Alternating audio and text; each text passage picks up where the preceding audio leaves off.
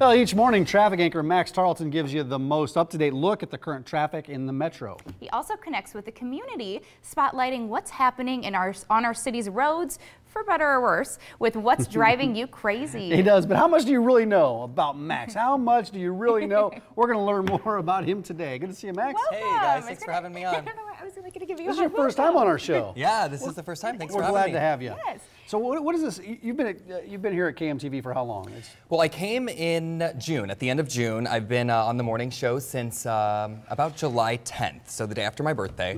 And we've been just, rocking it out in the morning news, doing traffic and news and weather and all that good stuff. So tell us about you, where are you from, and then your background with broadcasting. Where were you before that, all that jazz? Okay, well, I was born in California. I was born in Long Beach, California. My family moved to Omaha when I was about 4, so I grew you're up. an Omaha guy. Yeah, I grew basically, up here. Yeah, I went to Columbian Elementary, I went to Beveridge Middle School, and then I went to Burke High School, and then I did actually a year at UNO, and I was a SIG up there, and then I decided to switch gears, go to Chicago, and focus on broadcast journalism. So that's kind of where I got started. Where were you right before this, before Omaha? Right before this, I was down on the border of Mexico. I was down in a city called Yuma, Arizona. Okay. I know a lot of people that have come through that market in Yuma, Arizona. It's one of the smallest markets. How small is that town?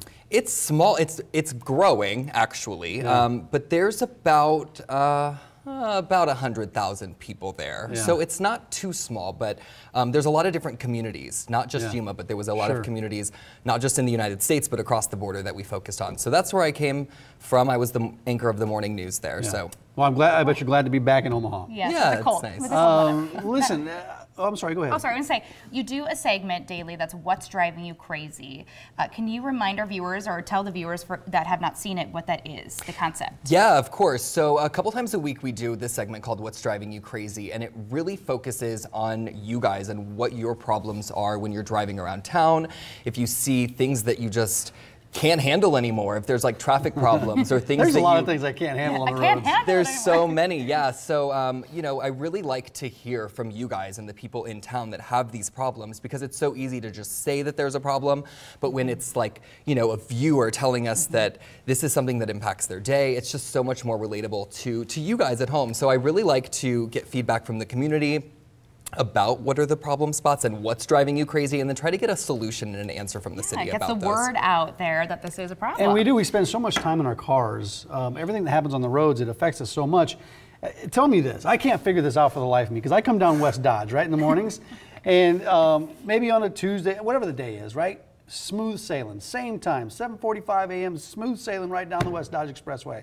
The very next day, no accidents that I know of. It's congestion, and you're in bumper-to-bumper traffic, and you can't move, and it takes me 45 minutes to get to work.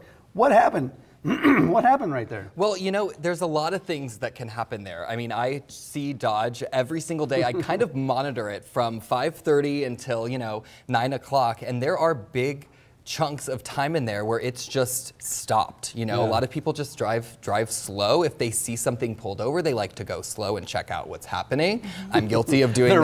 They're rubberneckers? Yeah, they're texting and driving, they're doing their makeup, they're reading a book. There's lots of things that factor into that, but I try to give you guys, alternates and efficient ways to get to where you need to go. Well, you do a great job, and we got to get to the game, but if viewers want to submit a problem to What's Driving You Crazy, how can they do that? Yeah, you can just find me on social media, on Facebook and on Twitter. You can just add me as a friend. If you don't want to do that, you can just send a tip to 3 News Now, and we'll get it to you. He's a great follow on Twitter. Follow him on Twitter. He has all the latest information. He does. Well, for our viewers, to get to know you a little better, we're going to play a game this morning. It's true or false. We've done it before. So you sent in 3 statements to our producer, Chris, that are either true or false, and we are going to guess. Okay. So we get to learn more about you. So Should we play? What's the first one?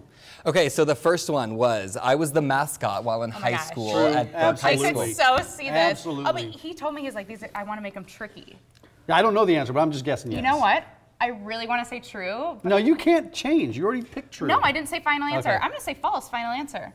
Okay, I was actually the mascot. No! Bingo, bango. That was me back in. You're in the Bulldog? I'm in the Bulldog. There's me. That's what I had to wear underneath the suit. God, I was so young. Look at those locks. Is that like an air conditioner? Yeah, so it was actually like a air pump, Yeah, and it like, I had it to where it blew on my face so that I was cool, but Yeah, it was It's cool. an inflatable. It was heavy. It was Inflatable inflatable. Yeah, it was fun. That's awesome. I love that. Next question. I should have gone with my The next question. Despite my size, I try to have a Big Mac or a Whopper every day. I'm going to say false. You have to pick at some point here today, Kelly. I know. I'm so competitive, Max. Like, this bothers me that I'm going to lose this game, and it's true and false.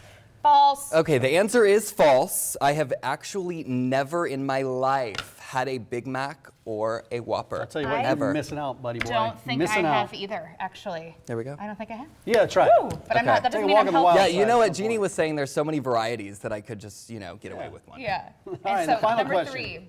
All right, the final question. I was a competitive figure skater growing up. I could totally see this. Everybody's like laughing over here. Is that Ryan McPike? I could see it, but I got to go with my first instinct and say true, I guess. I'm going to say true.